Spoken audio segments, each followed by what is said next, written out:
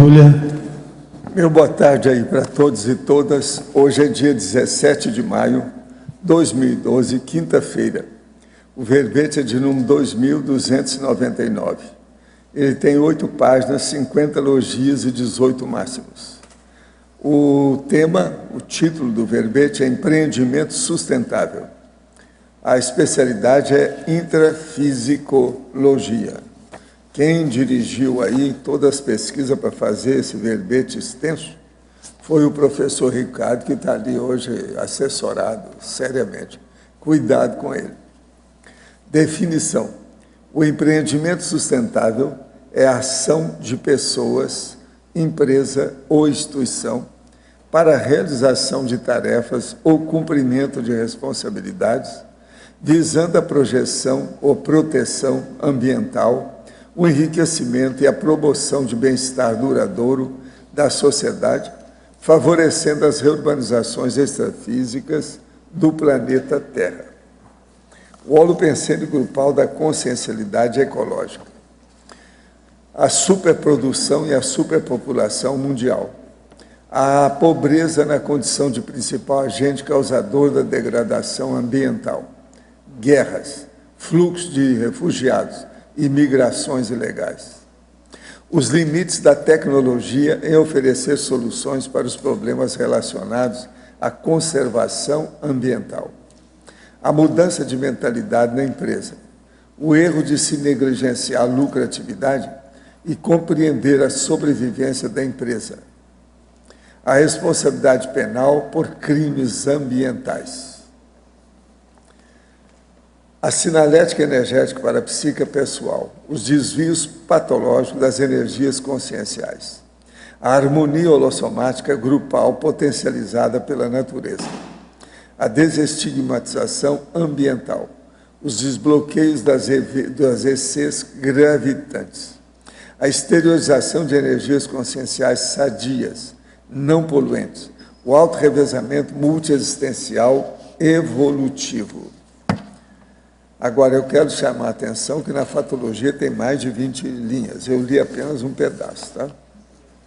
Agora, aqui na argumentologia, nós temos aí, na taxologia, 100 temas para reflexão ou uso quando na gestão ou execução de empreendimentos sustentáveis. Vale a pena ver, porque são 100. São 3 páginas. Agora, na remissologia dos 15 verbetes, nós destacamos 5. Economia da vida consciencial, fixação no rentável, incubadora conscienciológica, suprimento vital e venda interassistencial. Frase enfática. O empreendimento sustentável não só reafirma o direito das futuras gerações ao surgimento da vida, mas também corrobora a fraternidade e o universalismo entre os povos da Terra. Você já discerniu sobre os limites evolutivos dos empreendimentos sustentáveis? Quais percepções esclarecedoras você vivencia ao estudar o paradigma da sustentabilidade? Eu chamo a atenção que a bibliografia tem 13 fontes especializadas e selecionadas. Agora, a mega análise aqui com João Paulo, nós temos 20 itens. Ecopensenidade, harmonopensenidade, lúcido-pensenidade, produtividade, gestão, manutenção, conservação, superexploração, degradação, hiperconsumismo, ambientalismo, desenvolvimento, ecossistema, biosfera, intrafisicologia, sociologia, ecologia, grupo carmologia, cosmoeticologia e reeducaciologia. Agora, na tenepsologia, hoje nós temos aqui o verbete com esse título, no argumento é interassistenciológico. Aí está compactado aqui os dados sobre o processo da TENEPS. Agora, ao verbetógrafo. Possuo uma empresa de gerenciamento de resíduos na região de Campos Aracê e pergunto, como posso otimizar, através da minha profissão, a reurbanização intrafísica e extrafísica necessária para a nossa região?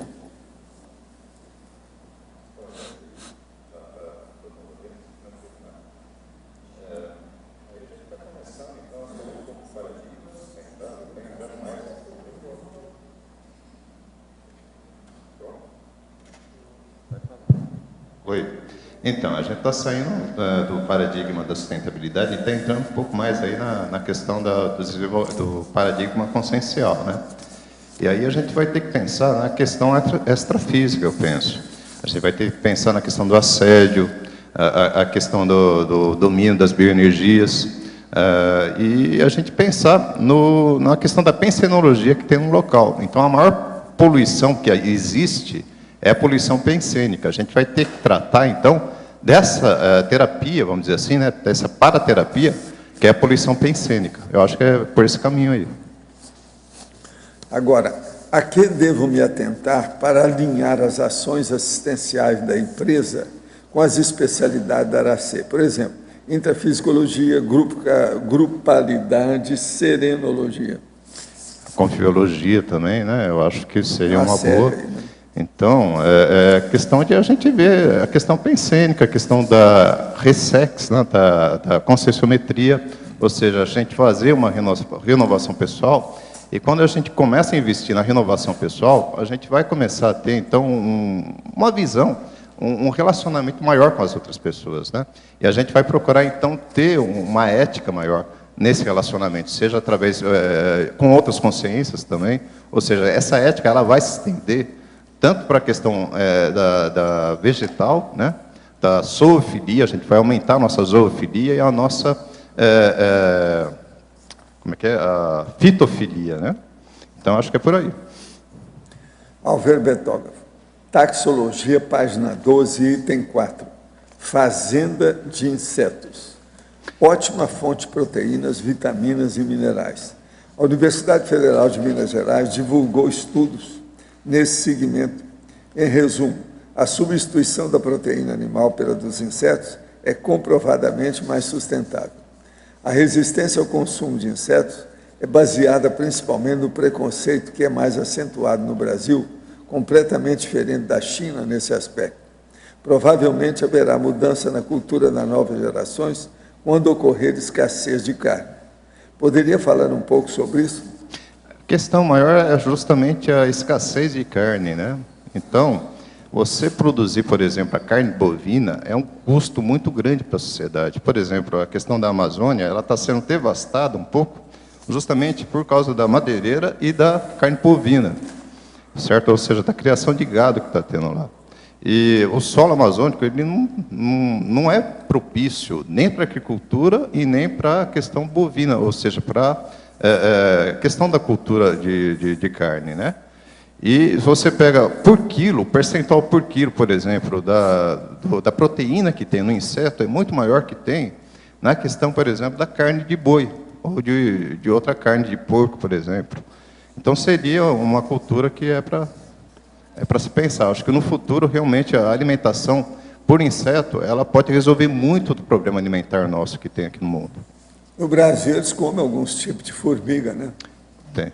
Aquela que tem traseiro maior. Isso, aquela Agora, ó, eu já comi formiga preta em New York. É prato requintado deles. Isso. Formiga. É questão de saber fazer não é dessas do Brasil, não. É do outro tipo. Agora aqui, Alver Betógrafo. Poderia comentar na Fatologia, página 8, oitava linha, de baixo para cima, a necessidade de se aprender a ganhar mais vendendo menos? A questão é você aprender a ter uma produção que não interfira, vamos dizer assim, no meio ambiente. Ele não vai degradar o meio ambiente. Então, a gente não pensar no lucro imediato, certo? Ou seja, em fazer uma economia que destrua, que degrade o meio ambiente, né? Só pensando no lucro. Então, à medida que você tem essa preocupação, você vai partir, então, para um outro processo que vai buscar vamos dizer assim, uma lucratividade menor, mas com mais respeito pela natureza. Tá? Então, você não vai ter tanto essa visão de ter um lucro maior, um ganho menor. Um ganho maior, né? Você vai buscar justamente o bem-estar da pessoa, o bem-estar da sociedade. E esse bem-estar é que vai ser o maior valor para você, né? Isso aí eu acho que vem muito, começa com a recim da pessoa. Então tem uma conexão muito grande entre recim e sustentabilidade, eu penso. Na Parafatologia, página 8, segunda linha, de baixo para cima. A exteriorização de energias conscienciais sadias não poluentes. É a questão da renovação pensênica. Você, melhorando seu padrão pensênico, isso vai reverberar, então, no meio ambiente, né? E você vai buscar fazer empreendimentos, ações que sejam mais assim harmoniosas em relação à intrafisiologia, certo? Você não consegue expandir a tua consciencialidade ou a tua energia consciencial onde que tem um ambiente degradado, onde que tem um ambiente poluído. Então, se você conserva esse ambiente, a tua energia consciencial ela é mais potencializada, né? Gente, eu estou aqui com a Gazeta do Iguaçu, que é o nosso jornal aqui, de sábado e domingo passado, e está falando aqui na página A7 da cidade. Internautas pedem construção de viadutos na BR-277 com um tuitaço. Em menos de 15 minutos, o tema já estava entre os mais comentados em todo o Brasil. Internautas de Foz, região até mesmo de demais cidades do país, demonstraram mais uma vez como as redes sociais podem mobilizar pessoas a serem usadas para reivindicar. Por meio do uso do hashtag, algo como palavra-chave, que é o Viadutos Foz, na sexta-feira, dia 11, eles pediram a construção de viadutos em Foz do Iguaçu por meio do Twitter. O assunto ficou entre os mais comentados do país por cerca de 2 horas. Realmente aqui falta viaduto. Então é um caso para se estudar. E, inclusive tem aqui falta de viadutos, um comentário também que saiu aí na mesma Gazeta no dia 11, dia anterior. De modo que vamos ver o que vai acontecer pouco a pouco com o processo dos viadutos em Foz do Iguaçu, que nós precisamos realmente.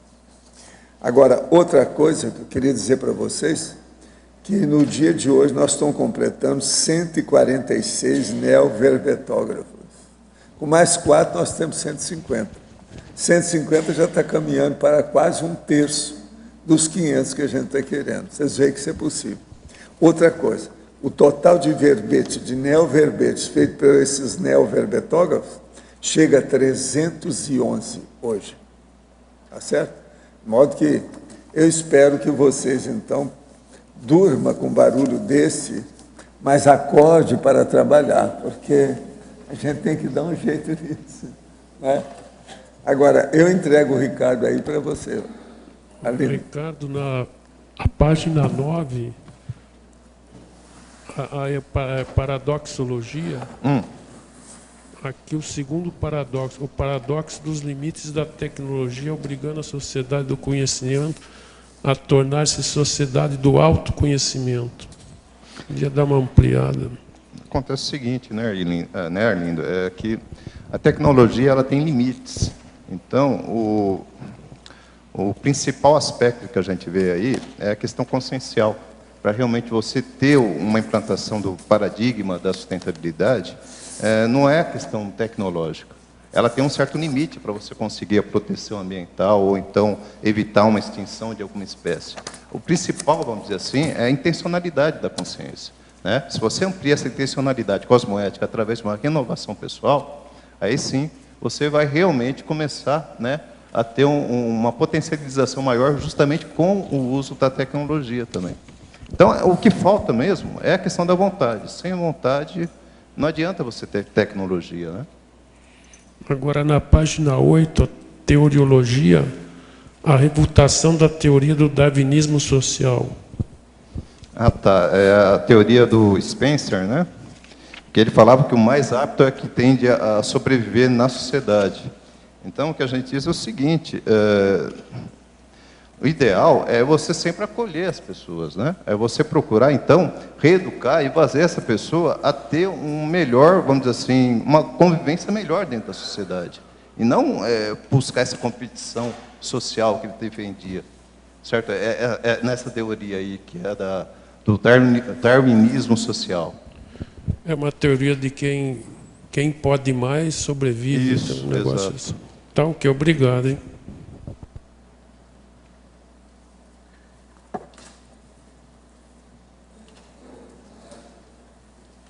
poderia aqui, para os ignorantes de inglês, explicar assim, por cima, os estrangeirismos, menos os mais simples aí, que tem umas palavras aí que a gente desconhece. Isso sem considerar na tabela ou na taxologia, que tem muitas palavras em inglês ali, né, desconhecidas. Uhum. Tá. Ó, atuação do Zeitgeist, né? Isso aí, então, é espírito do tempo, que o pessoal diz, né? Ou seja, a sustentabilidade é o que está em voga hoje no momento. É um dos assuntos assim mais abordados em todas as áreas, né, que você pegar. A questão do greenwashing e bluewashing, ou seja, a lavagem verde ou a lavagem azul, é o tipo de um mascaramento que você faz, dizendo que uma ação, uma determinada ação é sustentável, né? Só porque você está protegendo as águas ou está protegendo uma floresta, mas na realidade você, por exemplo, a questão de uma empresa que produz fumo, que produz cigarros, ela investe vamos dizer assim, na questão sustentável através da proteção de uma área florestal, só que ela está produzindo cigarro que está um maior prejuízo social, vamos dizer assim, financeiro também, certo? Prejudica toda uma sociedade através desse produto que ela fabrica, né? Isso aí está tendo uma forte reação no Rio Grande do Sul, das empresas, dos pequenos estão começando a combater a questão que não estão querendo passar para culturas novas, trocando o fumo por outra. Os frankenfoods, né, seriam aqueles alimentos assim que a gente considera que eles não são saudáveis, só que são fáceis de comer. E aqui se inclui também aqueles alimentos que a gente diz que são os transgênicos, que ninguém sabe direito ainda o impacto que ele tem no organismo da pessoa, né? O Lebensraum é o espaço vital, é uma teoria de um geógrafo, né, que ele disse que há um espaço vital, então, que a pessoa precisa ter, que a sociedade precisa ter para poder se desenvolver, para poder, né, se evoluir. É uma teoria, eu acho que do Friedrich Hatzel.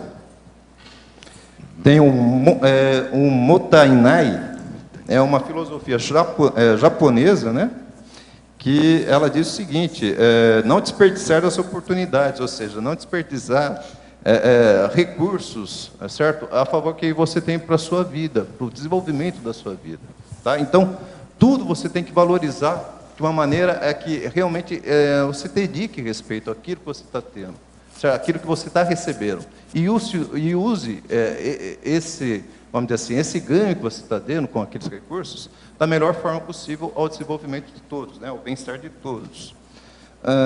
O Yandereko é um modo de ser guarani, que ele é muito, vamos dizer assim, ligado, muito relacionado com a questão da natureza, né, em você respeitar a natureza. Então, é muito da filosofia guarani aqui. O triplo bottom line é justamente mais baseado na questão da empresa, né, que você vai pensar aqui no lucro, né, no profit, no planeta, ou seja, nas pessoas, aliás, no ambiente, né, no meio ambiente, no people, ou seja, na questão social, nas pessoas, né? E o whistleblowers, esse whistleblowers aqui, são os delatores das empresas que prejudicam o meio ambiente, tá? Então, o nome que o pessoal dá são whistleblowers. Está faltando algum? Acho que não, né? Não, por hora, obrigado e parabéns, porque há muito tempo a gente discutia sobre verbete, né? Okay. Finalmente saiu. Obrigado. Tá. Oi, Ricardo. Na página 7, você podia ampliar esse coloquiologia, esse ambientalista melancia e o investidor tubarão? Ah, tá. O ambientalista melancia é aquele que é verde por fora e vermelho por dentro, né? Ou seja, ele é comunista na realidade. Isso. Então, ele é apartidário. E o investidor tubarão é aquele que, vamos dizer assim, ele busca só o interesse pessoal dele, né? Então, são dois, vamos dizer assim, atitudes, comportamentos que não pensam na questão realmente social de uma maneira ampla, de uma maneira totalizante, vamos dizer assim.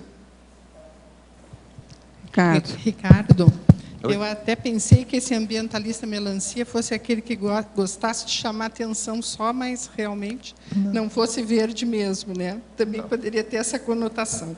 Mas o que eu quero te perguntar é, na página 11, na taxologia, o item 5, análise do ciclo de vida.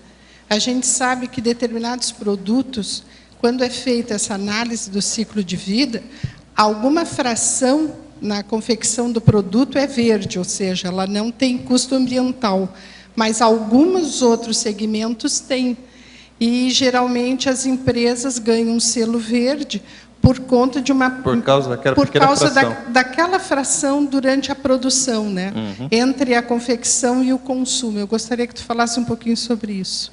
Olha, eu não conheço bem assim essa questão da análise do ciclo de vida, assim, nunca acompanhei numa empresa, né, mesmo, como é que funciona essa questão da análise. Mas se realmente você faz uma certificação só por causa daquele pedacinho, dentro da filosofia do desenvolvimento sustentável, ele está furado. Ele não é um produto verde, vamos dizer assim, não é um produto sustentável. Então teria que ser refeita, né, essa questão, essa certificação que você fez para essa empresa.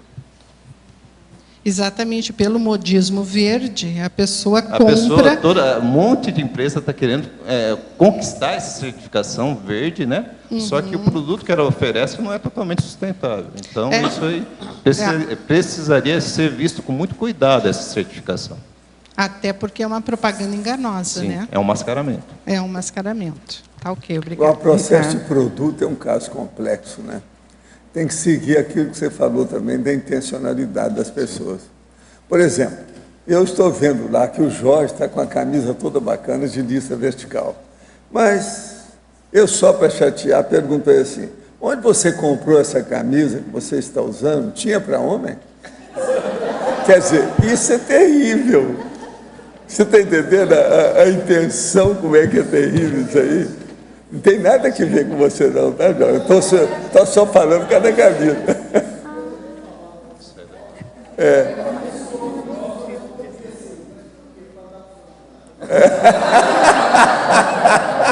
Você está entendendo? Então isso aí é um problema. Se tiver intenção do lado e do outro.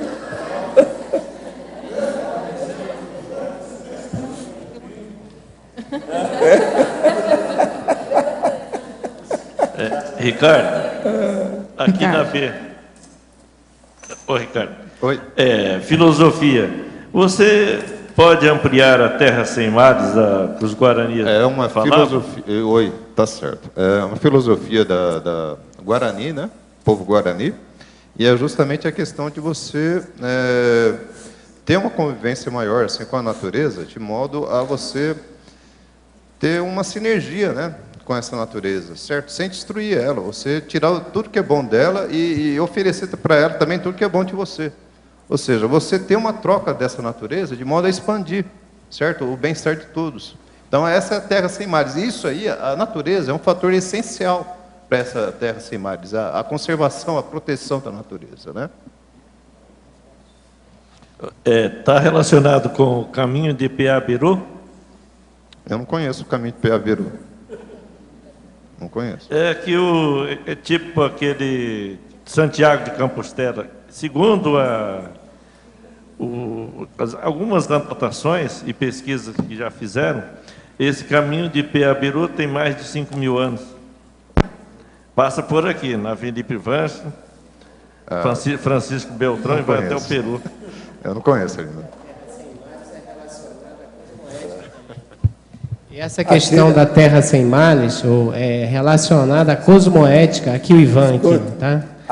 É relacionada à cosmoética também, né? Que é a visão pelos tupi-guaranis que eles tinham, né? Exato.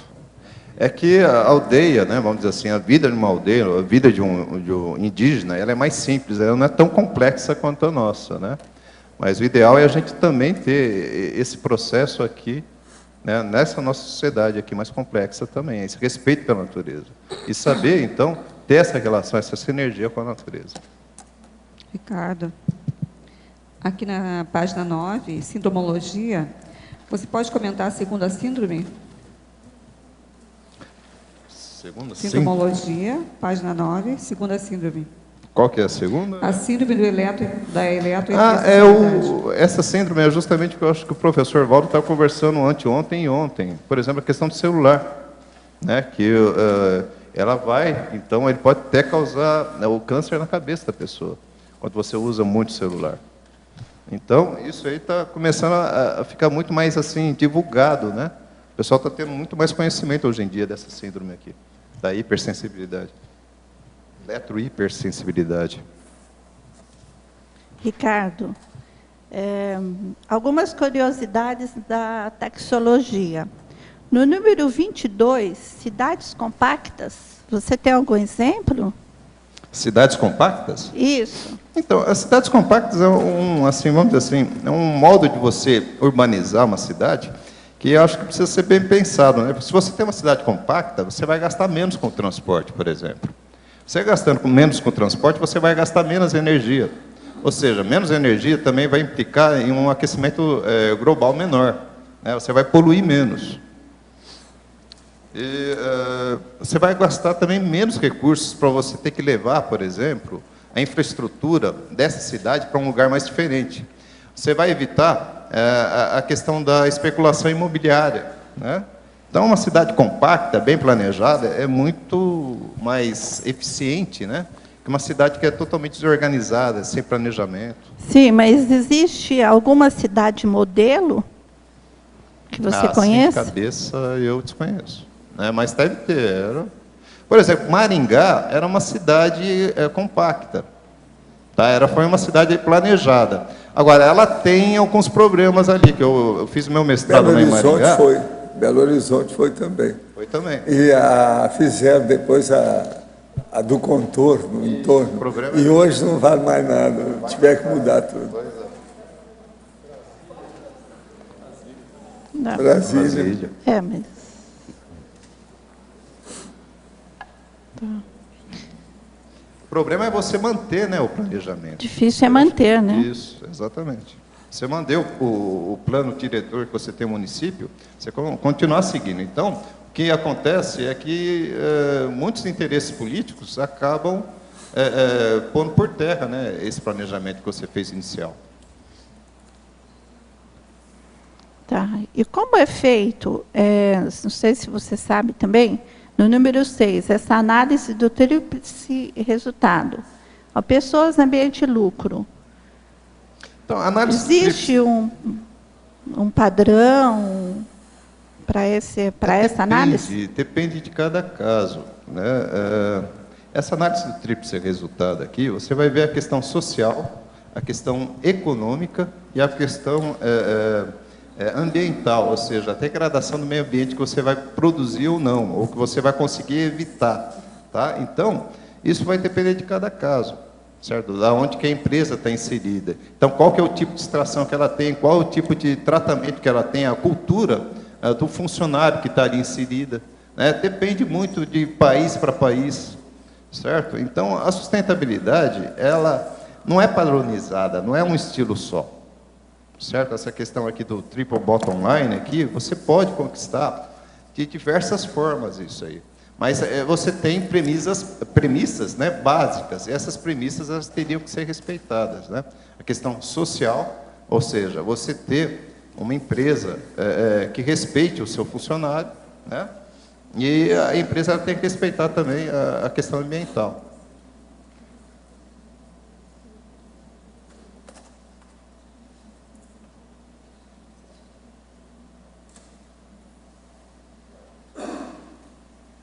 Alô, Ricardo. Letra A, Jader.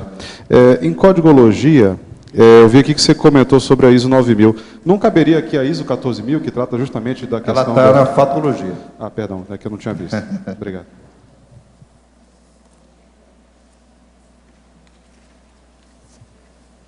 Um comparativo bom que a gente pode fazer é a empresa sustentável com a empresa consciencial. Eu estava vendo os 700 dos experimentos, tem vamos dizer assim, umas características ali, básicas ali, de como seria o empreendimento consciencial, né? Então, aí a gente vê que há uma certa limitação da empresa sustentável, certo? Desse paradigma sustentável em relação ao paradigma consciencial. Por exemplo... Oi?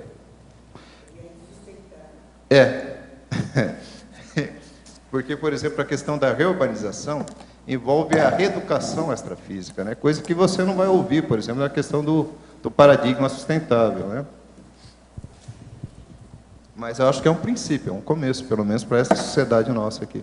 Ricardo, na fatologia 8ª e 9ª linha, o fato de atualmente serem as corporações as únicas organizações com recursos, tecnologia e alcance global para alcançar a sustentabilidade. O que seriam corporações? As corporações seriam essas grandes empresas multinacionais, né, tipo 3M, Monsanto. E a Monsanto, inclusive, é bem mal vista, assim, né, vamos dizer assim, dentro do ambientalismo, né?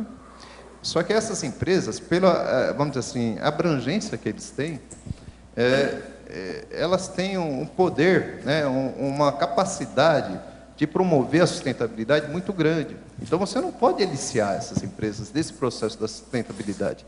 Pelo contrário, você tem que procurar uma parceria com elas. Tem um vídeo, inclusive, que é a corporação, que ele é bem interessante, ele mostra uma série de problemas que essas corporações elas provocam, né? Sem esse paradigma da sustentabilidade, que é degradação ambiental que elas provocam, questão de saúde, né, com os produtos, alguns hormônios que a Monsanto produziu e que faziam testes, por exemplo, em animais domésticos, né, tipo bovinos, e depois esse leite, ele era, vamos dizer assim, vendido, né, para as pessoas. Então, tudo isso aí, a gente precisa repensar. Tá? E quando você coloca essas empresas como parceiras, né, da gente, a gente vê que elas têm uma capacidade muito grande. Então, o que essa empresa, vamos dizer assim, esse vídeo fala que ele é muito, o que eu acho que ele é muito negativo em relação à questão das corporações, tá? Ele não põe um lado positivo delas, ou seja, esse lado das corporações também serem parceiras, serem, vamos dizer assim, ajudarem na questão da implantação do paradigma da sustentabilidade. Agora, eu estava pensando, também deve existir uma legislação específica, porque se deixar tudo por conta das empresas, muitas delas também não vão fazer. Não. Deve ter alguma legislação aí que não, porque o lucro, beneficie, né, o lucro, isso. O que eu vejo é o seguinte, Arlindo, o lucro, ele ainda, essas empresas, elas têm vamos dizer assim, uma visão ainda muito imediata do lucro, né? Então, ainda a gente tem que ter um governo forte que consiga controlar um pouco dessas ações assim mais exploratórias, né? Mas, mesmo assim, eu acho que vale a pena você realmente buscar essa parceria com as grandes corporações. Uma coisa que eu sei que já existe, que eu já mexi até com isso, quando eu trabalhava lá, por exemplo, aqueles filtros para chaminés de siderúrgicas, em geral, ali é obrigatório ter um filtro para fornos e tudo, que emite muito gás carbono. Agora, não sei se eles seguem isso. E outras coisas mais. O problema muito sério é procurar qualificar os tipos de pesquisa que as empresas fazem. Você já pensou se o Arlindo resolver fazer umas pesquisas mais sérias agora? Por exemplo, dos ossos de borboleta, da manga de colete, do cotovelo de cobra. O que vai dar isso? A borboleta é com o Roberto Greve. Quem é que vai dar isso? Cadê o Roberto? Ele tem que saber como é que é a finalidade, o objetivo, a qualificação dos processos de pesquisa. E nem sempre essas empresas explicitam isso bem. Não. O problema é esse, não é isso? Para você ver. Agora, que elas têm recursos. Você também fala aqui que elas têm recursos para fazer isso também. Né? Elas têm capacidade, elas têm recursos para fazer isso. Agora tem que ver se elas querem mudar a visão delas, né? A intenção delas. Esse que é o problema. Mas a reciclagem. Isso. Ricardo, era isso que eu ia te perguntar. Se você vislumbra alguma possibilidade de ter uma Monsanto, por exemplo, como parceira da sustentabilidade. Porque sabe por quê? Elas produzem exatamente o contrário, é assediadora de todo esse processo. Como é que você vê isso? Porque eu vejo o seguinte, está começando a ter uma massa crítica maior em relação à sustentabilidade, justamente porque os recursos estão ficando escassos, né? A água está ficando escassa, a madeira está ficando escassa e por aí vai. Se está ficando escasso, então eles estão ficando caros. Então, para a empresa, dói no bolso delas, certo? Só que já é o início. Só de doer no bolso, pelo menos já estão fazendo pensar um pouco. É muito principiante, é muito primário, mas já é uma coisa para eles pensarem, né? E, a partir daí, tem um livro aqui que é muito bom nesse sentido, que ele trata justamente da sustentabilidade nessas grandes empresas, que é esse canibais de garfo e faca. Tá? E o que a gente vê por esse livro aqui é que realmente essas empresas, por exemplo, a questão da 3M, elas estão pensando mais, né, nessa questão da sustentabilidade, elas estão mudando um pouco o paradigma desse lucro imediato e estão começando a passar para um paradigma, vamos dizer assim, mais abrangente, mais humano, né?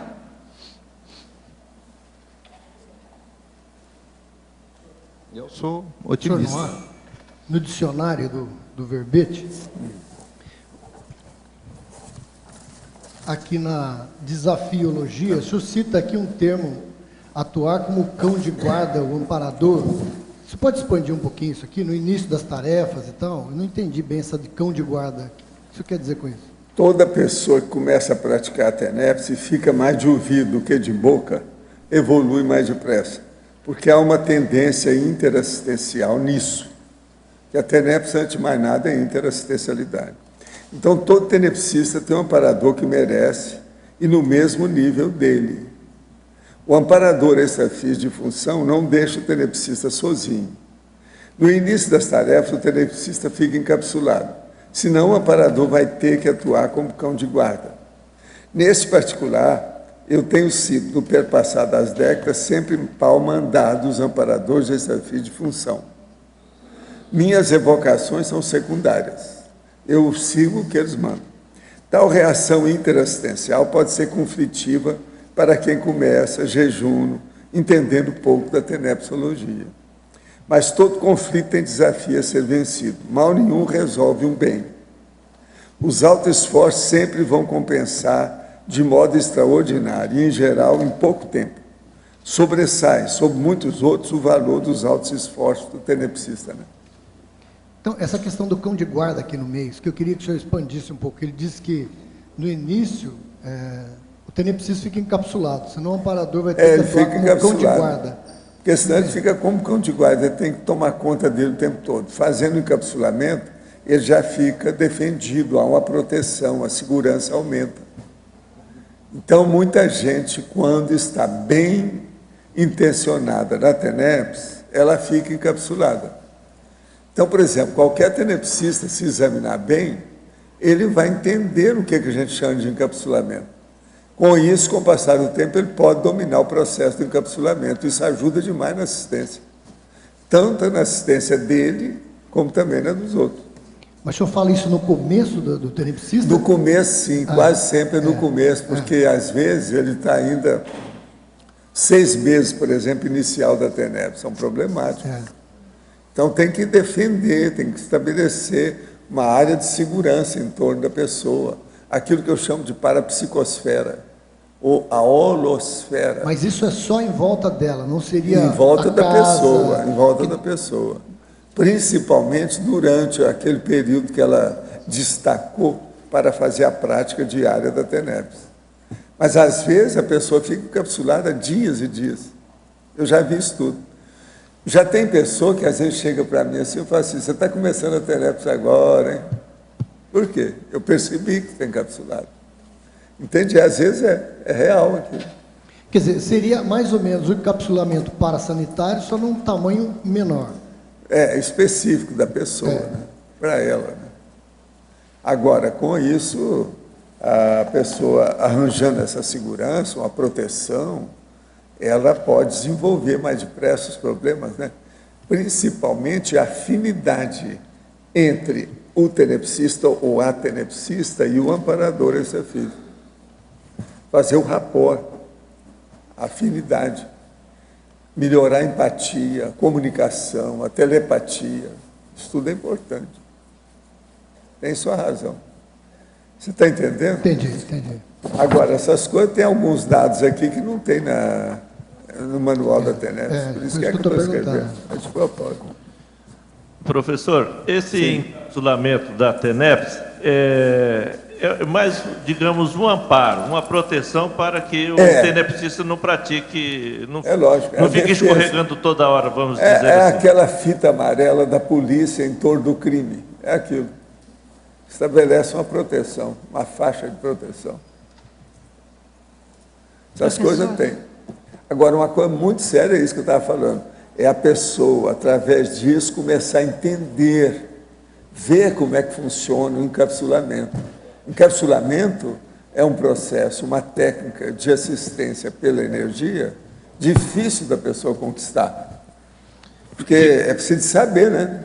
Ter algum jogo de cintura maior, uma desenvoltura com os processos de energia para entender isso. Estar mais atento à sinalética, seria isso? Agora, o que é duro é, por exemplo, no meu caso, eu vejo que a pessoa está encapsulada, ela nunca nem ouviu falar naquilo. Então, você veja, precisa, tem muita coisa que a gente tem para estudar em matéria de energia e parapsiquismo. Agora, isso é todo dia tem gente assim. Professor... Agora, o melhor é essa, né? Na hora que eu vejo a pessoa, eu falo assim, você começou a ter TENEPS agora? Vários já aconteceu. Uma vez eu fui falar isso no Rio, foi uma senhora, ela ficou com medo de mim depois. Eu disse, não, mas como é que você pode ver isso? Eu estou fazendo uma força danada para entender que eu tenho um amparador. Estou fazendo assim para ver se pega um amparador perto de mim. Agora você chega e fala um negócio desse. O que é que você viu? O que é que eu tenho? Eu estou colorida em algum lugar? O que é que eu tenho? A dona ficou... Ao mesmo tempo que ela gostou, ela ficou um pouco chateada, você está entendendo? Então, é uma dificuldade. O processo de encapsulamento não é fácil. Professor, seria mais ou menos ou idêntica a situação como a gente comentou na CIP lá, segunda-feira, o Mário falando a questão da itinerância. Ele estava comentando que existe um amparo muito forte quando a docência vai na itinerância. Aí também um encapsulamento parecido, diferente, ou não? Às vezes faz, mas às vezes é muito residual, localizado, né? Naquele momento, é uma coisa fugaz. Às vezes, na TENEPS, às vezes demora mais. Não, eu digo, por exemplo, encapsulamento, a gente tem tudo. Se você tem assistência, tem tudo. Viagem. Olha só o encapsulamento que eu e a Graça tivemos quando nós fomos para New York, lá no dia lá no dia 11. Aquilo foi impressionante. E a gente sentia tudo. Entendeu? Ela mesma percebeu o negócio todo. Agora, com o passar do tempo, o tenepsista vê. Se ele nota que tem alguma coisa diferente, por que ele está encapsulado? Agora, é preciso abrir o olho, porque geralmente vai acontecer alguma coisa braba. Pode ser um processo aí na iminência de um acidente, um desastre, a chegada de uma pessoa que equivale a um assediador, a mudança do óleo pensante de uma hora para outra. Então, o encapsulamento também é um alerta para a pessoa mais viva, né? E como é que a pessoa percebe? O senhor falou que o senhor vê a pessoa encapsulada. Não, como você que a pessoa percebe que você fica dentro de uma situação que não há influência externa. Você se sente bem, está leve dentro de você. Não é uma gaiola, entendeu, coarctante, que piora a pessoa, não. O encapsulamento, ele dá uma tranquilidade. E outra coisa, em certas condições, parece que você está numa comunex superior, temporariamente, no meio da maior bagunça. Eu, nas minhas coisas todas, na minha vida, faz dezenas de anos que eu faço encapsulamento. Você ir numa boate, você ir num lugar brabo, por exemplo, assim, um happening na beira da praia, com um monte de gente, tudo perturbado e cheio de cocaína. Um lugar, uma boate, como eu falei, um local de prostituição que você vai fazer assistência. Uma favela que você entra para fazer assistência do jeito que eu fiz durante muito tempo, em 2 favelas do Rio, como médico. Isso não é fácil. Eu estava sempre encapsulado. Está entendendo? Lá, então, a favela da Rocinha, naquela ocasião, não era tão grande, mas já era uma das maiores do Brasil. e tinha a favela da Catacumba. Ó, só o nome, Catacumba, você já vê. E outra coisa, o lugar era belíssimo, no morro lá da Catacumba, na Lagoa Rodrigo de Freitas, logo no início. E lá havia uma instituição chamada Jesus, Maria e José. Então tinha tudo, a gente tinha farmácia, tinha tudo lá dentro para eu poder assistir. É um lugar pequeno, mas tinha o material todo. E eu atendia aquele povo lá. Tinha que subir o morro, no pé, que não era fácil. Eles acabaram com essa catacumba, ela não existe mais, por causa do processo da lagoa. Eles reurbanizaram o ambiente. Mas lá era uma beleza, a gente via lá de cima. Hoje tem muita obra de arte, obra de escultura, esses negócios que mexem assim, ó, que fica lá, aqueles pedaços, tem um monte de coisa disso lá no Morro da Catacumba, no Rio. Agora, eu tive experiência nisso tudo. No início das minhas experiências no Rio de Janeiro, eu subia morro com um saco de alimento nas costas, junto com Alzírio Zaru, da Legião da Boa Vontade. Por isso que, quando eu deixei o Espiritismo, ele queria que eu dirigisse a Legião da Boa Vontade. Me telefonou com o negócio todo. Agora, nunca pude esquecer, porque ele era muito vivo, né? Já tinha muita gente contra aquele negócio. Então, ele telefonava, tinha um negócio no telefone que ligava. E ele registrava o que era. Você ouviu o torrão, torrão, torrão. Era o gravador dele. Gravava tudo. Entende? Então, você está entendendo aí o processo. Isso tudo é encapsulamento. Sr. Valdo, aqui no B, para telepatiologia, na linha 4, o senhor podia comentar: o inteligente é saber ceder ao amparador extrafísico de função. Então, podia falar um pouquinho mais? O inteligente é saber ceder ao amparador extrafísico de função, que é um paratécnico, até no âmbito do extrapolacionismo parapsíquico, conforme as prioridades da auto-parapercepciologia. Então, você, com o passar do tempo, você vê que existe um amparador com você. Aquilo vai te dar uma confiança absoluta. Então, até aquele homem que chegou para mim, isso aconteceu com homem e com mulher. Então, o homem chegou para mim e falou assim: Valdo, isso é normal? Hoje eu tenho mais confiança no meu amparador do que na minha mulher. Eu falei assim: olha, eu não sei como é que é a sua mulher, essa coisa toda, o negócio aí com você. Mas ele, com o passar do tempo, ele começa a ter tanta confiança que aquilo, então, entrosa o trabalho, o resultado fica extraordinário, fora de série, entende? Porque a pessoa tem confiança. Eu sei perguntar uma coisinha a mais, que no começo eu falo aqui, ó, que a afinidade é entre o amparador e as consegues assistidas e o assistente, né? Sempre tem. É que às vezes vem uma informação que a gente parece que é completamente deslocada. Uma das coisas que a gente nunca sabe, que aí é só o tenepsista que vai saber, é o seguinte: esse assistido, essa consciência extrafísica que veio para ser assistida, ela tem mais afinidade comigo, que sou o tenepsista, ou com o meu amparador? Às vezes ela tem mais com o amparador. Que é o amparador é que mobiliza o povo para vir, quem é que vem, quem não vem, etc. Ele superintende, ele dá a deixa, entende? Ele é o mestre cerimônial da assistência. Então, às vezes, o assistido tem mais afinidade com ele. Agora ficou claro. Obrigada. Professor, Isabel aqui.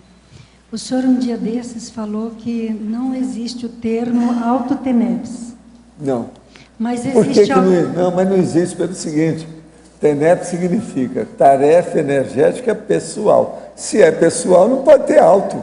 Tá, já é, isso é redundante, está errado. E por que é autofiex? Eu queria entender melhor. A autofiex é porque, para chamar que a ofiex é do fulano, não é do cicrano. É a autofiex, é a dele, não é do cicrano, não é do vizinho, não é do companheiro de destino dele. Porque a ofiex é um processo personalíssimo e é um local. TENEPS, por exemplo, não é um local propriamente dito. Agora, a ofiex é. A ofiex é uma bolha interdimensional de uma consciência. Entendi. Isso é terrível. Muito embora tenha o amparador também lá, e esse funciona até mais do que o outro. Você entendeu a lógica Agora disso? clareou. Obrigada. Ricardo, letra A. Só corroborando aí com o que você estava falando das empresas, alguns problemas com relação à sustentabilidade são muito mais políticos do que econômicos ou até de vontade da empresa. Eu trabalhei durante um tempo numa indústria que era uma franqueada, uma multinacional de bebidas. E a Preforma, que é o plástico, o PET, né? O PET, a Preforma, que era virgem, de matéria virgem, era mais barata do que a que tinha um percentual de reciclado. Então, veja, a empresa até tinha interesse em utilizar material reciclado, mas por uma questão de tributação, ela não fazia isso. É questão assim de política pública, né? Falta também a questão de política pública para incentivar o paradigma sustentável, né? A questão da adoção da sustentabilidade nas empresas. Eu acho que a questão política é o que mais pega na questão da sustentabilidade, na implantação da sustentabilidade. E a gente fala das empresas, né, que sem as empresas você não consegue fazer a implantação de ações sustentáveis. Também sem a boa vontade do governo você não vai conseguir fazer isso. Você vê, aqui mesmo em Foz, né, tive uma experiência com relação a isso. Nós estávamos implantando uma central de gerenciamento de resíduos sólidos, né? Só que a gente sempre esbarrava na questão política. A empresa estava investindo numa central de resíduos e tudo mais, mas você, por exemplo, era obrigado a doar aquele resíduo para uma cooperativa. Então, você assinava um termo de ajuste de conduta e você é obrigado. E se você não faz isso, você não renova o teu alvará. Então, todas as empresas em Foz do Iguaçu que não se adequarem à lei, que por sinal é positiva, eles não receberiam o seu alvará de funcionamento do ano seguinte. Só que o problema são os trâmites, né, os interesses, a intencionalidade que estávamos falando aí. Porque existe uma série de outras empresas que poderiam dar um tratamento mais adequado a esses resíduos, onde haveria um retorno, ou seja, você poderia transformar esses resíduos em receita, sendo que você esbarra sempre na questão de facções, ou sempre na questão política, né? Então, agora eu vejo o seguinte, a questão política aí, ela é sensível à opinião pública, né? Se você tem uma opinião pública que ela está começando a partir para a questão da proteção ambiental, para a questão do paradigma sustentável, então o político também ele vai começar a ter uma atenção maior para isso. A Marina, por exemplo, quando ela recebeu os milhões de votos que teve nessa última eleição, obrigou, de certa forma, né, o pessoal do PT a pensar mais em sustentabilidade. Agora, teve esse código florestal aqui, novo, aí, que a gente votou. Vamos ver o que a Dilma vai fazer. Agora, tem uma pressão muito forte social em cima dela, para vetar esse novo código florestal. A gente acaba entendendo que o que falta mesmo é esclarecimento sobre essas questões legais. Né? Porque, a educação, né? A educação. Porque às vezes distorcem uma ideia que é positiva, uma lei que foi às vezes até bem elaborada, só que com usufruto enfim, com fins não muito cosmoéticos, né? Sempre para beneficiar um ou outro que esteja envolvido no contexto. Né? Ricardo, aqui. O 100º item da tua taxologia, Visão 2050. Eu gostaria de saber se tu tens conhecimento da participação da Monsanto nesse relatório? Não. Não? Não. E tu poderia falar um pouquinho sobre esse relatório? Pois é, esse relatório, ele é bem interessante, né? Que ele envolve a questão da participação das empresas em ter metas de sustentabilidade até o ano de 2050, né? E eu acho que, vamos ver, significa um compromisso dessas empresas, dessas corporações, em realmente a gente começar a ter vamos dizer assim, uma sociedade mais sustentável, que realmente respeite a ecologia, a nossa vida de uma maneira assim a nossa vida intrafísica aqui, né? De uma maneira que realmente estimule o nosso bem-estar.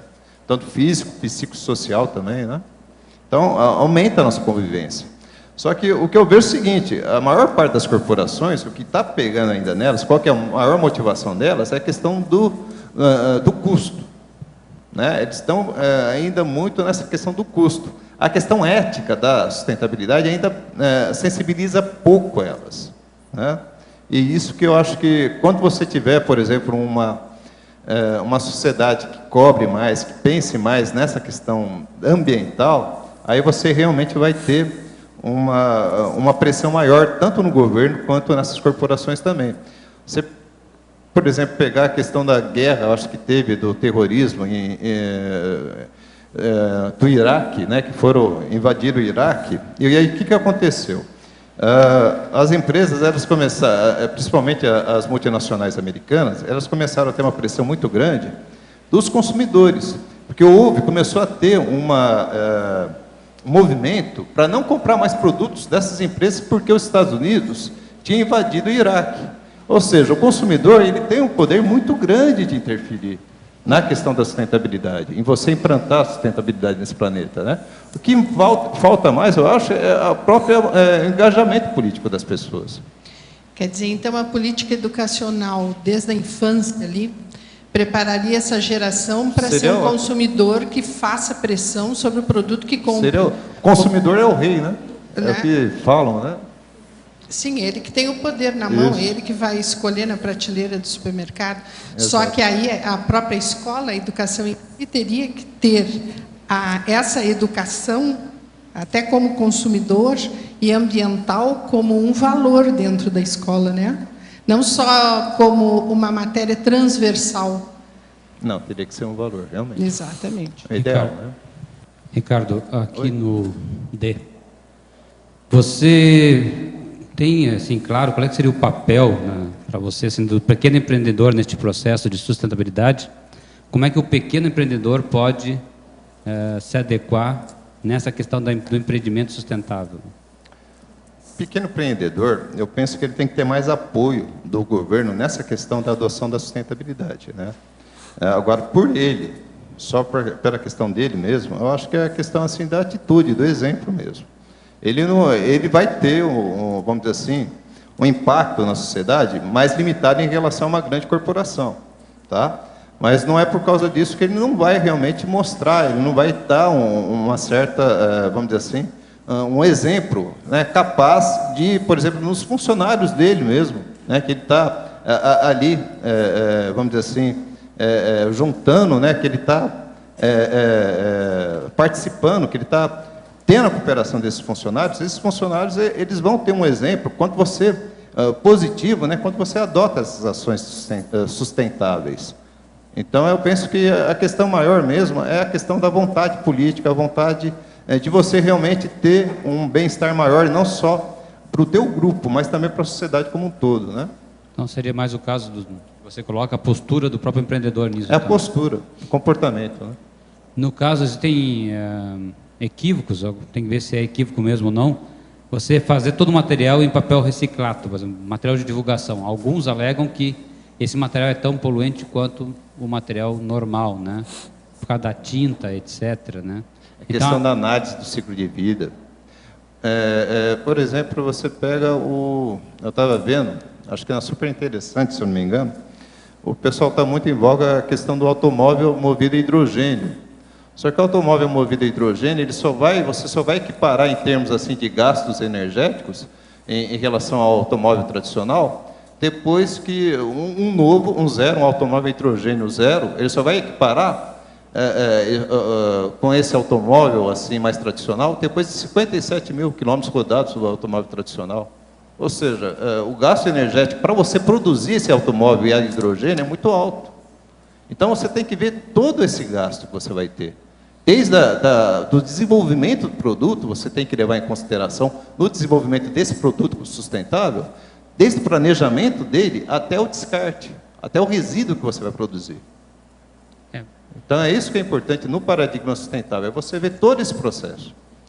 E também, eu acho que, nesse caso, o relacionamento dessa empresa com a indústria não sustentável. Por exemplo, a pecuária, pelo que eu sei, a pecuária hoje, 18% do efeito estufa é responsabilidade da pecuária. E 13% dos veículos, né, em circulação. Então, o veículo teria que rodar 70 mil quilômetros para poder se comparar a história de uma vaca durante um ano. Né? A gente pode ir, então, para a fazenda de insetos, né? Vamos comer inseto. Ricardo, mas a questão básica é você saber o quanto é sustentável ou não o teu investimento, a tua postura em relação a essas indústrias também, né? A questão da sustentabilidade, você também não pode comprometer a sobrevivência da empresa, né? Eu vi, por exemplo, uma aluna que eu tive lá na Unioeste, e ela trouxe para cá uma lavagem de automóvel a seco. Só que ela não conseguiu, totalmente ecológico, segundo ela, verde e tal, o sistema de produção, né? Só que ela não conseguiu manter essa empresa. Ou seja, você tem que abarcar nessa tua produção os 3 setores, tanto a sobrevivência econômica da empresa, também a questão social da empresa, né, que ela faz ali, que ela está impactando na sociedade, como é que é esse impacto social, e a questão ecológica. Essa lavagem a seco parece que dá alteração na pintura, né? Dá alteração na pintura, então... E dá mancha. É complicado, né? Então, não vale muito, não vai ajudar muito. Você pega, por exemplo, a questão do papel reciclado. Ele é bom, o papel reciclado, em alguns pontos. É muito caro. Só que é caro e, às vezes, por exemplo, se você vai escrever a lápis, você não enxerga ele. Né? Então, tem os 2 lados que você tem que ver. Né? Para qual que é a tua utilidade? Não, às vezes não dá bom para fazer escrito escrita invisível. É porque, às vezes, a sustentabilidade é mais comercial aí do que... marketing, né? É mais marketing do que realmente inovação sustentável. A gente tem que ir além da questão do marketing. Adélio e Ricardo, só pegando o gancho ainda aí, a gente vai esbarrar de novo na questão tributária, né? Como o professor Valdo falou, o papel reciclado ele é mais caro. Aí as pessoas ficam sem entender por que ele é mais caro quando ele deveria ser mais barato. O caso lá, por exemplo, da pequena empresa, né? Temos alguns exemplos, eu conheço de algumas pessoas que, por exemplo, substituíram as lâmpadas convencionais, fluorescentes, por LED. As lâmpadas LED elas são mais eficientes, têm maior durabilidade e representam uma economia de até de 40%, dependendo da qualidade dessa lâmpada, até de 50% a 70% de energia elétrica.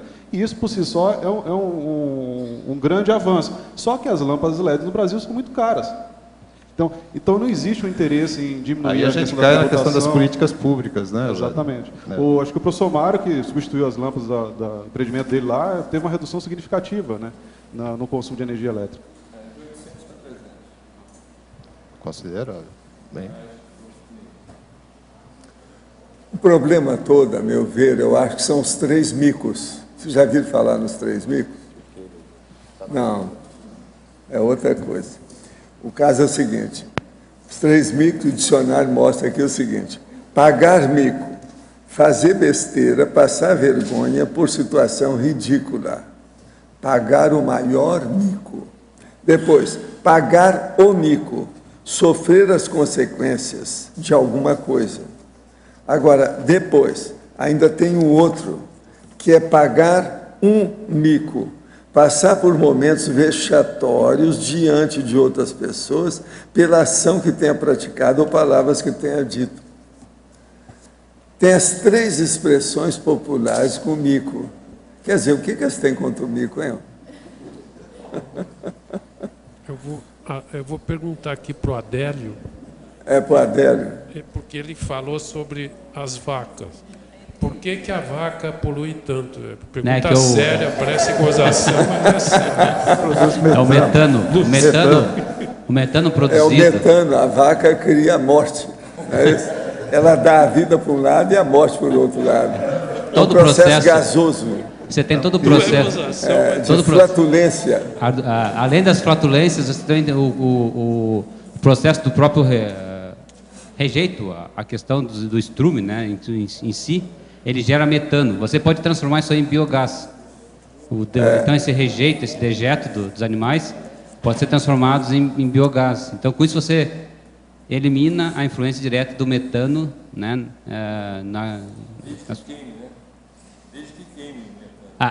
Pode queimar esse metano e transformar em CO2, que diminui 21 vezes o efeito estufa. Né? Agora, a emissão de CO2 a partir do estrume, é isso? Não, é a geração de metano. O metano você filtra esse metano impuro, deixando ele mais puro, e pode queimá-lo, por exemplo, para gerar energia elétrica e outras coisas em cima. Pode gerar até combustível em cima disso. Né? Gente, eu quero falar seriamente com vocês, que eu vou falar, tá? O caso todo é o seguinte: eu, se pudesse, erigia um monumento às vacas. São elas que me ajudaram demais a estudar. Vocês vão perguntar por que não? O caso todo é o seguinte: Quando eu era garoto, dinheiro era uma dificuldade danada. Então a gente pegava as pizzas da vaca. Sabe o que é pizza da vaca? É aquilo. Então a gente pegava, colocava aquilo dentro de saco e vendia por peso. Com o dinheiro eu podia comprar livro, assinar revistas, etc. Tal. De modo que eu devo muito às vacas. Não vão falar contra elas, não, que eu dou conta.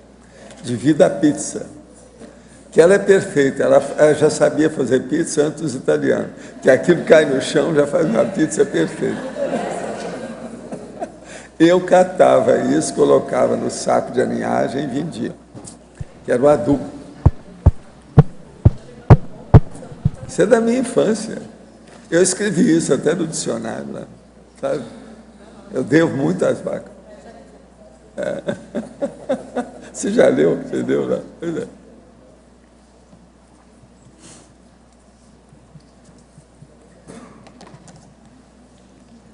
Ô, Ricardo, você chegou a avaliar a repercussão da Rio+20 nesse processo aí? A Rio+20 agora. A né? Rio+20? Porque a tendência é você juntar o povo todo em cima de processos sustentáveis. Hoje, por exemplo, aqui em Foz do Iguaçu, nós temos o Centro Internacional de Estudos de Energias Renováveis voltados ao biogás. É uma vertente da ONU, da ONUD, né? Nesse caso, desenvolvimento industrial. Então, essa Rio+20, em termos de sustentabilidade, é fake ou realmente, na tua opinião, isso vai alterar alguma coisa ou não lá em... O desenvolvimento sustentável, se você pegar o histórico dele, ele começou a tomar força ali mais ou menos no meados da década de 80, né? Quando justamente foi, inclusive em 86, foi apresentado a definição de desenvolvimento sustentável, né? O relatório... Qual que é mesmo, Marcelo? Isso. Isso em Estocolmo foi em 70, né? Já foi mais um movimento ambientalista, isso. Só que o que acontece? A Eco 92, o pessoal diz que ele despolitizou muito essa questão do desenvolvimento sustentável, na Eco 92. E aí ela perdeu um pouco a força dele. Então os países eles começaram a ter um desenvolvimento, pensar o desenvolvimento de uma maneira muito despolitizada, mas pensando na questão do crescimento econômico mesmo. E essa questão aí da sustentabilidade, da proteção ambiental, de uma vida, de um desenvolvimento mais... vamos dizer assim, voltado ao bem-estar, ela começou a ser deixada um pouco de lado. Apesar de ter surgido o IDH naquela época, tudo, né?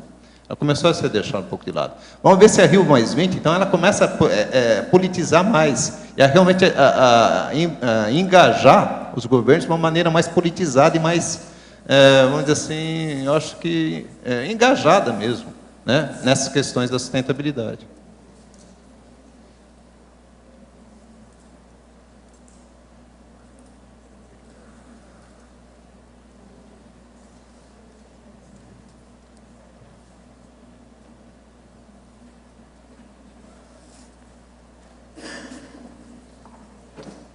Ricardo. Oi?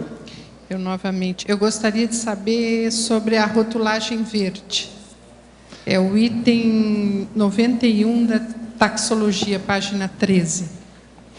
Rotulagem verde, por exemplo, você informar ali a questão do quanto de dióxido de carbono foi produzido na confecção, na elaboração daquele produto, né? Então, essa é a questão da rotulagem verde. Você dá esses indicativos. Então, aí o consumidor ele vai ter a possibilidade de fazer uma escolha de acordo com a consciência dele, com o que ele pensa a respeito da sustentabilidade. Se realmente, esse produto está favorecendo ao meio ambiente na Terra.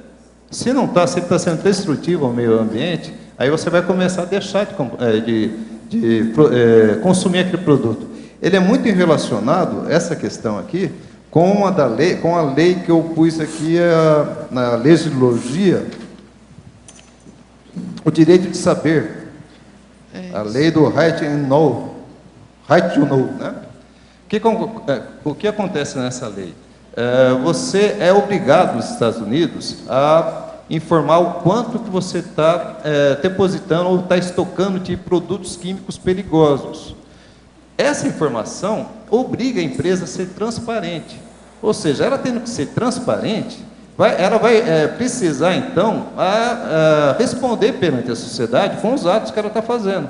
Então, o simples ato de você ter que informar essa questão desses produtos perigosos fez com que a empresa começasse a adotar posturas sustentáveis para justamente impactar, vamos dizer assim, a imagem dela perante o público. E aí ela não perder dinheiro com isso. Entende?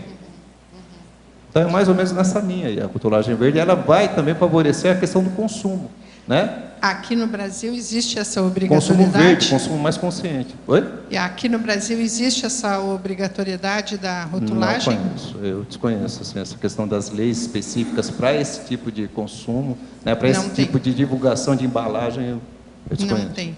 Assim como não tem para escravização infantil, nem para a utilização de animais, né? Seria muito bom ter isso. O interessante seria que tivesse de todos, né? Que a gente pudesse comprar sabendo... O consumidor tivesse informação ampla e restrita de tudo que ele está consumindo, né? Exatamente. De como é feito esse produto, é ideal. E na hora que a gente consome, nós estamos dando força para aquele tipo de ação. Isso. Né? Um dos principais princípios que tem na sustentabilidade é a questão da transparência, né? Então, você dando essa transparência, você vai realmente possibilitar o consumidor a ele decidir. Aí então você vai estimular a politização desse consumidor.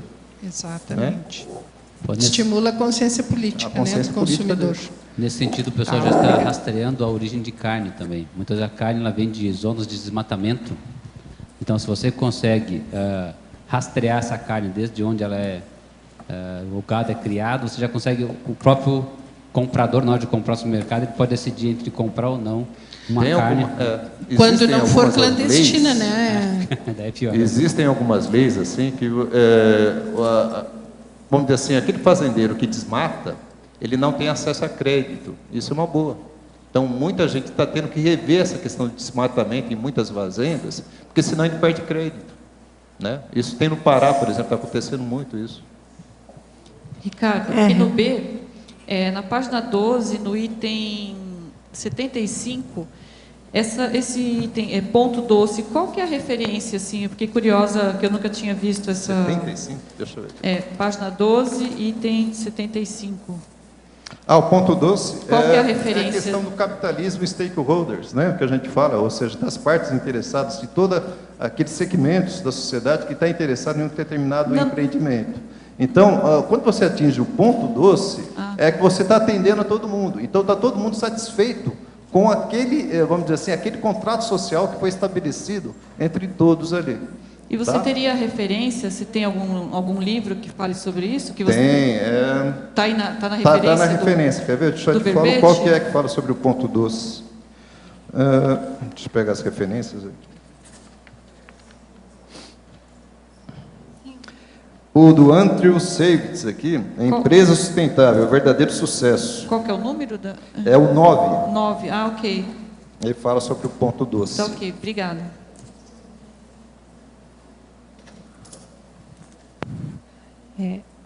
Ricardo.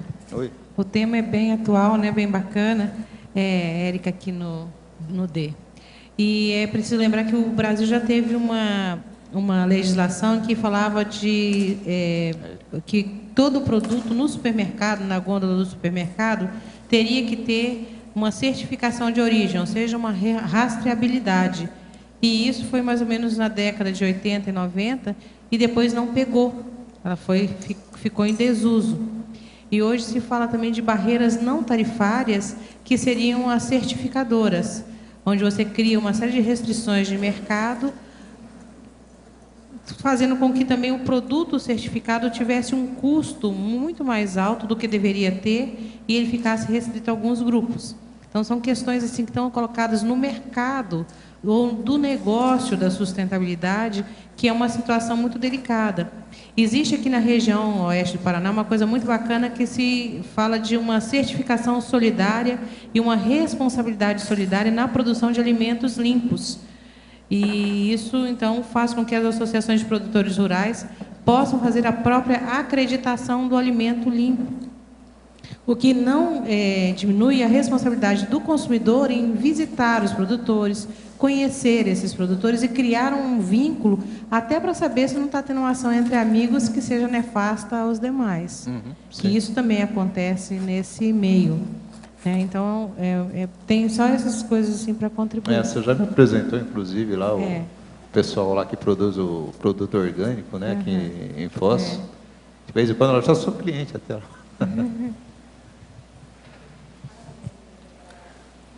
Então, nós agora vamos abrir um parênteses aí, pode ser? Pessoal, por favor, pedimos para desligarem os celulares e não teclarem o computador na hora da megaforização. Por gentileza, obrigada. Deixarem aqui livre, tá? Porque eles vão ter que passar aqui. Fica aí. Não, fica aí. Na hora de chamar vocês, vão ser uns segundos, vocês passam aqui, tá? Vou deixar um espacinho livre aqui, tá?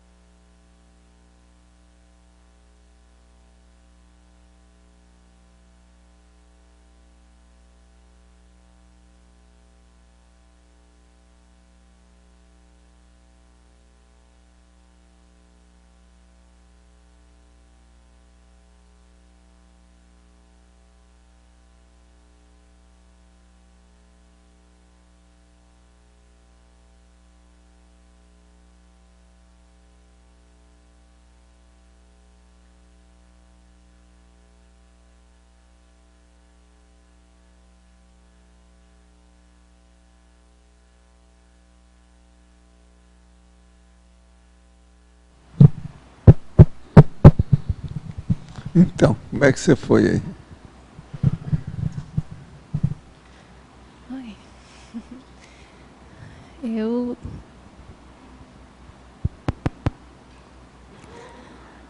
Eu tentei controlar bastante, né? Porque o cardio, desde a hora que eu soube que viria, estava acelerado.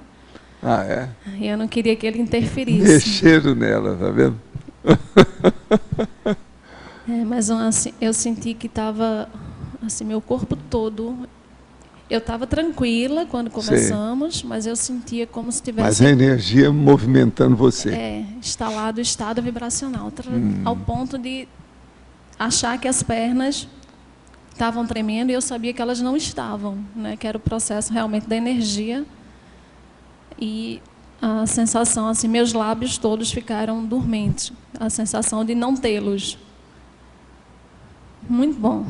Você está sentindo bem? Estou ótimo. Agora, o que eu acho é o seguinte, estão usando a transafetividade com ela. Ela veio e falou aquelas coisas, eu disse aqui, expus até publicamente. Ela agora é sorteada. Isso aí tem sua razão. Você não acha? Dá o micrófono para ele aí, vamos ouvir a opinião dele. Essa é amiga nossa lá de Recife, né? Sim. E eu acordei hoje pela manhã e falei para ele, eu não sei se foi uma projeção ou se eu sonhei, não tinha certeza. Que eu era sorteada para Mega hoje. Foi mesmo? Foi. Ela falou isso? Falei, logo cedo. Aí disse, vou chamar você. Gente, terrível. Essa, tá vendo? Isso é que eu chamo da transafetividade do grupo extrafísico de assistência. É isso aí. E na hora do almoço eu disse para ela. Isso é por cima do processo de vocês, ajudando a ela. Devido ao processo da renúncia dela com Recife. Eu falei isso lá, falei lá, depois falei aqui, agora estou falando, é a terceira vez. Agora veja, isso é isso que eu chamo de transafetividade. Só que tem que aí está sendo aplicada pelos aparadores. Agora, ó, ela aqui também ajuda muito em Natal, você sabe, né? Ela sustenta aí os programas todos, ela que vê a parte econômica, financeira lá de Natal. Fora de série. Não. Mas de Recife, mas também você vê a turma de Natal, que você estava conversando com eles, você está dando a dica toda lá dos planos lá para eles. Pois é, ela é uma fera. Mas olha, o que você acha disso? Então, a gente percebe que está havendo um amparo muito grande, quando a gente está numa procura muito grande por um imóvel, procurando aqui em Foz, rodando e andando bastante. Entrando em muitos imóveis, desocupados e tudo, e às vezes a gente percebe, fazendo as parapercepções dos ambientes, entrando em situações bem interessantes. Quando hoje, ela falou que traria, com essa ideia de vir para a Mega, então eu digo, olha, desde a quinta passada, que foi na quarta que teve aqui os comentários, e a quinta eu disse, eu estava viajando. Aí eu digo, se você for, você vai para ser sorteada, Aí ela não foi, ela não veio, acabou não vindo, tinha que procurar apartamento e tudo, não veio. Ainda bem que ela veio agora, E eu estou junto. Mas eu, durante o trabalho aqui, senti muito o processo do cardio, do umbilicochakra e do coronochakra. Aí teve uma hora de exteriorização de muita intensidade de energia. Por causa do campo, Você viu o campo, como é que funciona? Eu percebia como se fosse uma pulsação, o próprio batimento cardíaco, como se fosse todo o energossoma pulsando, E isso com muita intensidade. E depois que foi, mais chegando para o próximo do final, foi dando uma acalmia, e aí relaxando tudo. E minha chefe aí, como é que foi? Não, eu também no começo estava com o cardiochakra muito acelerado. Aí fui tentando controlar também, aí com alguns, não sei quanto tempo exatamente, o cardiochakra acalmou e eu me senti envolvida pela energia. E aí começou a ter, eu acho, um trabalho energético na cabeça. E eu comecei a ter o movimento dos olhos, que eu já tive em outras ocasiões, mas dessa vez foi muito, muito mais forte, de uma maneira que eu não conseguia controlar, e até abrir os olhos algumas vezes, involuntariamente. E me senti, sentimento de tranquilidade, acolhimento e gratidão. Está sentindo bem agora? Estou. Então tá. Vocês são fora de série agora. É ela que fez isso, ela que desencadeou muita coisa aí do processo de energia. Eu falei que ela é boa nisso. Vamos ver aí o que vocês vão fazer, onde é que você vai trabalhar aqui com as energias. Isso é importante. Tá ok? Muitas graças.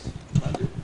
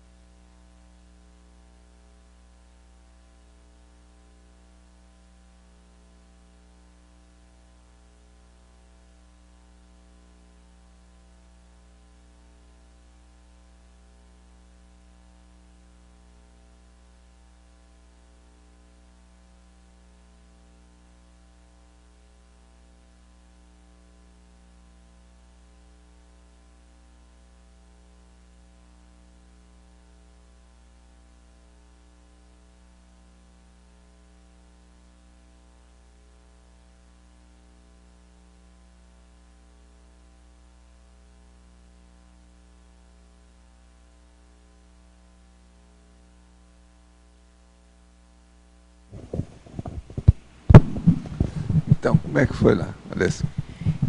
Eu senti um sentimento muito grande de amor. É uma energia que eu não sentia os jatos, eu sentia como se de repente ela estivesse presente aqui, me envolta, me envolveu. Eu pensei muito na minha família, né? Aquelas condições lá que estão caminhando, estão melhorando. E eu pensava nelas, na minha mãe, e de repente comecei a pensar na família inteira, foi aumentando. Então, o que eu sentia era como se tivesse alguma conexão aqui do meu cardiochakra para essas pessoas, para todas essas consciências, né, do meu grupo Karma, quem eu conheço, quem eu não conheço, Consim, Consciex. E era como se eu fosse um epicentro mesmo dessa situação. Eu me reconheço como um epicentro desse movimento aí todo que está acontecendo. Mas foi muito intenso, era muito suave e, ao mesmo tempo, muito intenso esse sentimento de amor, de reconciliação, de perdão. Foi muito positivo. Muito bem. E você, como é que foi lá? Foi muito forte, né? Movimentação de energia. Também senti assim, esse sentimento de fraternismo muito grande, de amor e de reconciliação também. Foi muito grande. Tem muito pensamento sobre isso para mim também.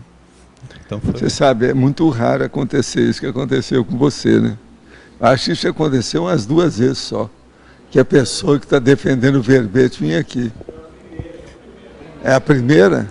Não, acho que teve uma outra pessoa. Eu brinquei com ele lá em cima. Falei assim, vai que a gente vai ser sorteado, né? Porque a gente não foi ainda, assim. Eu só fui escolhida por um colega, né? Agora, o campo aqui está muito forte hoje.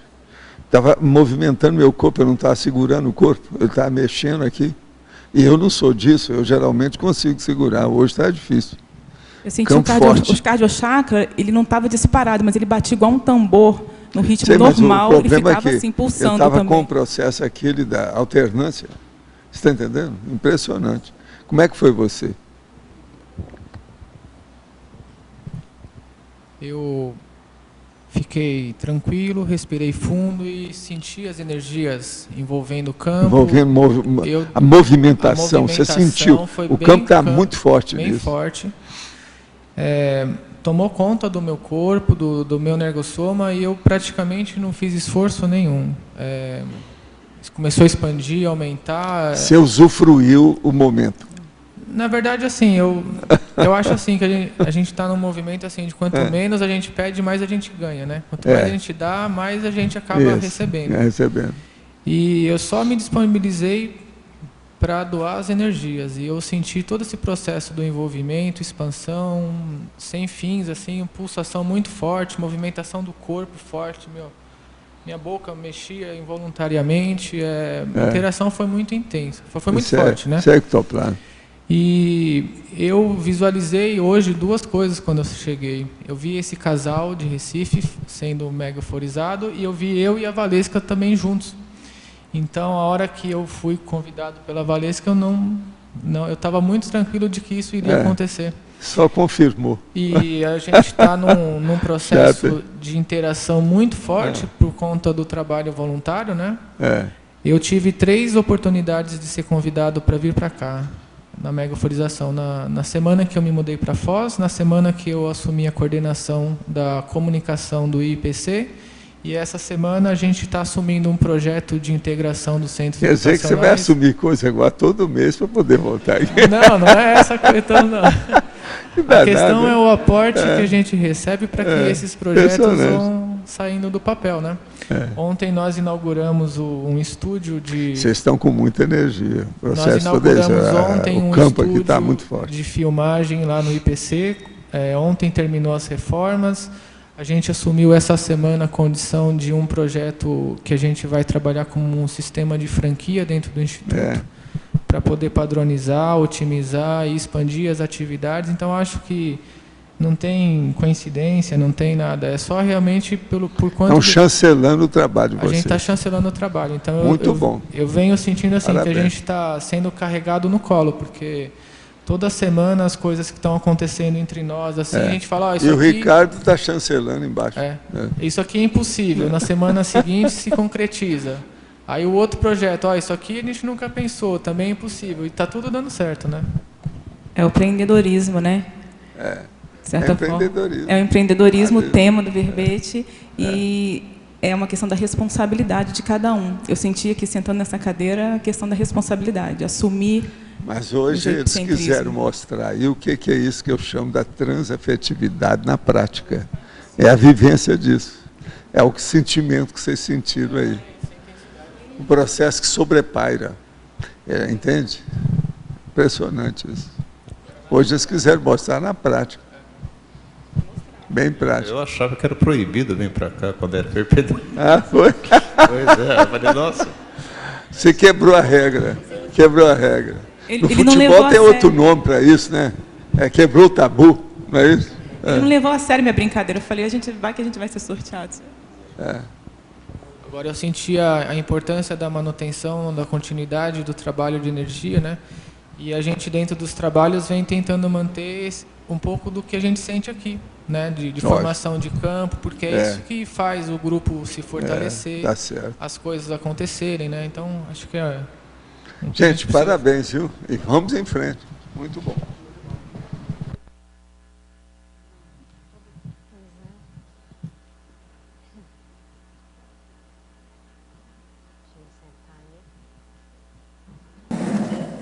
Gente, eu vou entregar a vocês aí o chefe, agora um pouco energizado, depois aí. Agora, antes eu queria bater aí os parabéns, sério, para uma pessoa que está completando os 17 anos hoje, que trabalha muito aí conosco. É o Albert Alves. Ele está por aí, você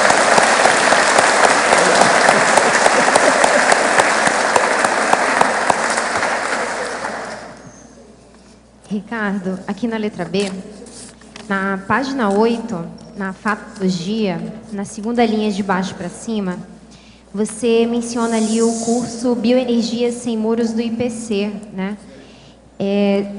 Como uma sugestão, se você achar adequado, acrescentar o curso Biocan, a caminhada bioenergética da Sinvexis, que combina a atividade física com trabalhos energéticos. Não sei se entra dentro dessa linha do que você pensou aqui no Bioenergia Sem Muros. E ainda na fatologia, eu gostaria que você comentasse 3 pontos. Na 9ª linha, de baixo para cima, tem escrito assim: a visão crítica sobre o próprio sonho de consumo. Se você puder comentar isso. Na 7ª linha, de baixo para cima, o abandono das zonas de conforto. E na 6ª linha de baixo para cima, lá no finalzinho, a reatividade substituída pela proatividade.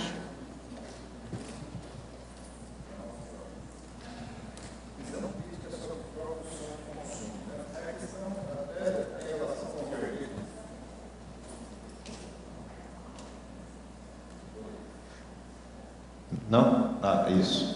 Tem relação até com a pergunta de Pedro, que é a síndrome do hiperconsumismo. Então, a gente é bombardeado nessa nossa vida intrafísica por uma série de propaganda, né, de marketing, para a gente consumir mais, para ter mais produtos. E às vezes a gente não tem lucidez de quão é necessário esse produto que a gente está afim, que vai atender uma determinada necessidade nossa, né? Então, a gente tem uma postura mais crítica em relação a essa compra, a esse produto que a gente está querendo consumir. A questão aqui do abandono da zona de conforto, a sustentabilidade, ela envolve você ter um empreendimento, que é uma reperspectivação, vamos dizer assim, ou seja, uma reciclagem de valores, né? Inclusive, por exemplo, produtos que você quer comprar, alguma coisa nesse sentido, certo? Então, você tem que pensar a sua vida intrafísica de uma maneira totalmente diferente do que realmente a maior parte da sociedade intrafísica ela traz para a gente. Tá? Você vai pensar nos outros de uma maneira mais... Qual que é o impacto que você está tendo na tua produção que você está fazendo, no serviço que você está prestando, no produto que você está comprando, para os outros, para a sociedade, para o meio ambiente, de modo geral. Então, sair dessa zona de conforto, você não ter essa pouca lucidez quando você faz uma atitude. Tudo que você faz, então, tem um impacto na sociedade, no meio ambiente. É isso que você tem que pensar e tem que levar em conta, né? E a reatividade substituída pela proatividade é justamente você não ser passivo perante a SOCIM. Você ter vamos dizer assim, proatividade, então, para realmente você defender premissas, princípios que sejam favoráveis à questão do meio ambiente, que sejam favoráveis à questão da vida no planeta. Para você buscar, então, evitar transformar o nosso planeta num lixeiro, que está acontecendo atualmente, né? Que o nosso planeta está, vamos dizer assim, o consumo excessivo, esse hiperconsumismo, ele está levando o nosso planeta a uma degradação do meio ambiente, né?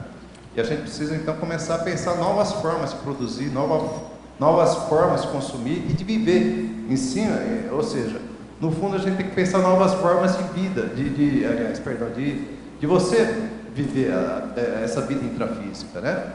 E a reciclagem, a Recim, a Ressex, ela é fundamental nesse ponto. Ricardo. Ricardo, aqui no B.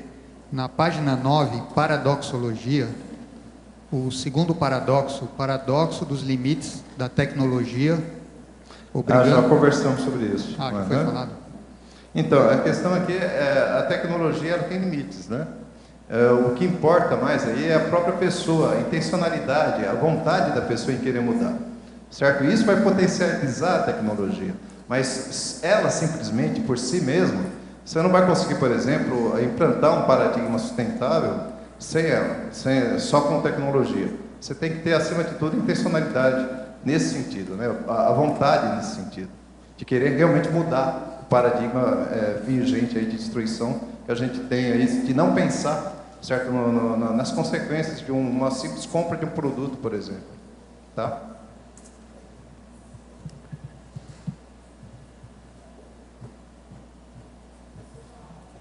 Ricardo, eu quero falar que o seu verbete de 8 páginas foi sério e você apareceu na mega euforização. De modo que eu acho que isso vai aumentar sua obrigação, sua responsabilidade, sua dignidade, seus deveres de fazer mais 200 verbetes. Tá certo? E os nossos comerciais. Obrigado.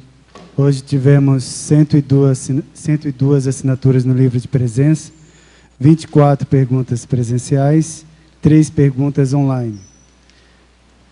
Teremos hoje os recados do Felipe Mansur sobre o mutirão da holoteca, o Jader sobre o curso Tenepsograma e a Isabel Manfroy sobre o Hércules Galó. Agora com vocês, Eliana, sobre o programa Amigos.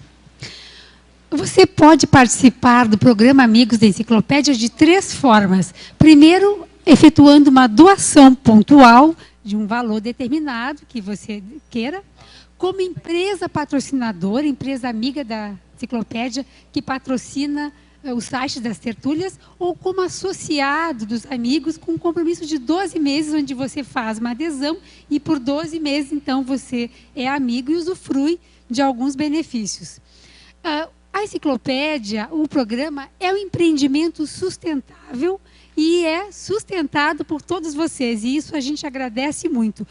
Quem não é amigo ainda, ou quem quer renovar sua assinatura, entre em contato com a recepção do CAEC, 45, código de área, 35 25 26 52, e lá você pode efetuar o seu pagamento como amigo associado ou a sua renovação, ou deixar seu contato, que nós faremos contato com vocês imediatamente. Muito obrigada.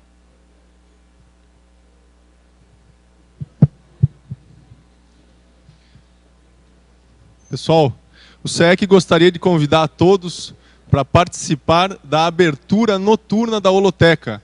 Então, desde a semana passada, no sábado, da semana retrasada, obrigado, Isabel, a holoteca está abrindo à noite, aos sábados. Isso daí foi uma ação em conjunta do pessoal da holoteca, do grupo da holoteca, que está disponibilizando todo o acervo e tudo que a holoteca tem para os pesquisadores, também num período alternativo, porque muitas pessoas trabalham à tarde e não podem frequentar a holoteca. Então, é sábado à noite, estou aqui com o Lindomar e com a Isabel, que são os coordenadores da holoteca, e eles vão falar um pouco do que é essa abertura da holoteca à noite. No próximo sábado, A partir das 18 horas, a holoteca estará aberta. Em primeiro, nós teremos uma aula de aproximadamente 30 minutos sobre triagem e pontuações.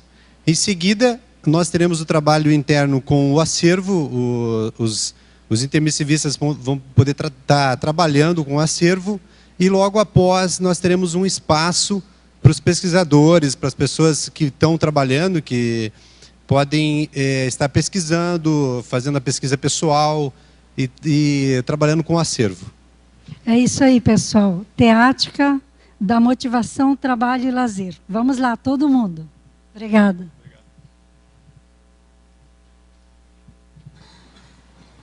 Boa tarde, pessoal. Eu quero mais uma vez convidá-los a participar do curso Tenepsograma, promovido aí pela CIP em parceria com o CAEC, onde você vai poder aprofundar as questões da TENEPS, aí respondendo 100 perguntas a respeito da TENEPS, né? E vão ter 2 campos que você vai poder experimentar. Então é um curso sem pré-requisitos. Então, se você não é tenepsista, não tem problema, você pode fazer o curso, você vai experimentar o que é uma TENEPS iniciante e uma TENEPS avançada.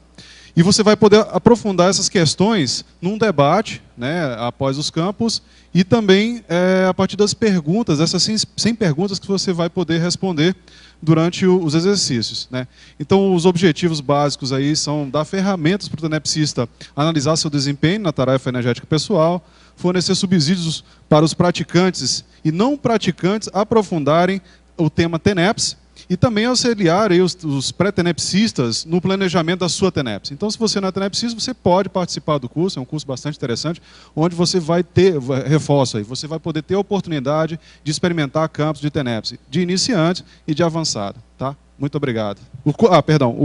Esqueci, o curso vai ser dia 30 de junho e dia 1º de julho. Então, as informações no CAEC e na CIP. Tá? Obrigado. A holoteca está de parabéns, então, mais um horário que todos nós podemos estar visitando a mostra do Hércules Galó, que está sendo prorrogada até o dia 13 de junho. Então, além dos domingos, feriados e durante o dia, nós temos também horário à noite agora para podermos estar lá visitando e prestigiando essa mostra, que está muito, muito boa. Obrigada.